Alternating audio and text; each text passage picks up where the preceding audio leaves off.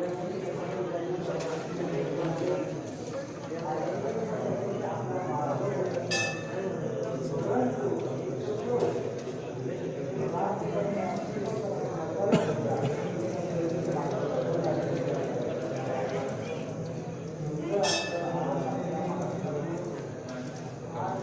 मागा सरका, मागा सरका, मागा सरका, सगळे चला मागा सरका,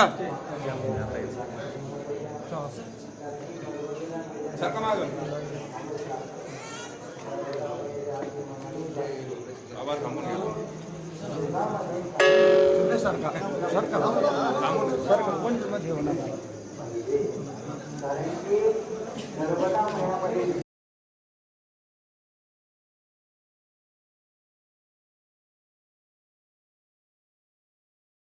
त्यामुळे काय महाराज जातो ना, तो काय करतो माहितीये का, मग तो दुसऱ्या महाराजाकडे जातो. लक्षात घ्या, तू सांगत नाही मी का मला मी या शांती बाबू का आलो वर्ग, तो सांगत नाही काय चूक आहे वगैरे.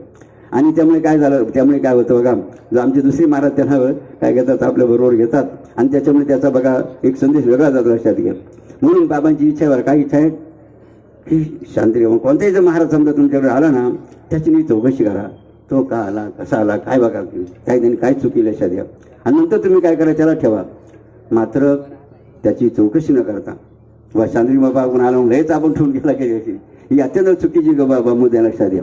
मग त्यांनी बालगिरी असो करून कुणी लक्षात द्या, कुणी लक्षात द्या. कारण आपल्याला बाबांचं कार्यामध्ये कोणी डंकला बघा, कोणी कार्यावर कलंक लावता येईल, कोणी संतारी कलंक लावता येईल का, खबरदारी बघा आपण की लक्षात घ्या. तर खऱ्या अर्थ आपण बाबांच्या ते परंपरेला शोभा द्या. तुमच्या हस्ते यांचं स्वागत व्हायला पाहिजे. बाबाजी या पुढे या. 45 किलोमीटर पायात काही न घालता आणि दिवसभर काही न खाता, काहीच खाल्लेलं नाहीये. आणि विशेष म्हणजे आमच्या संघ 45 किलोमीटर चालायचं, पायात काही घातलेलं नाही. त्यांचं आपण स्वागत करतो.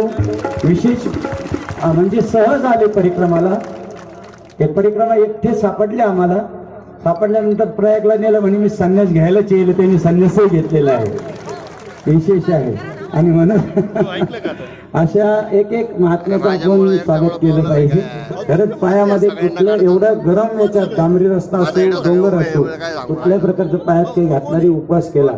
आणि आपण या ठिकाणी एकच आपल्या बाबाजींकडे विनंती करूया, बाबाजी या कारखान्याने खूप चांगले दिवस पाहिलेले आहे. आज काका परत एकदा आमदार झालेले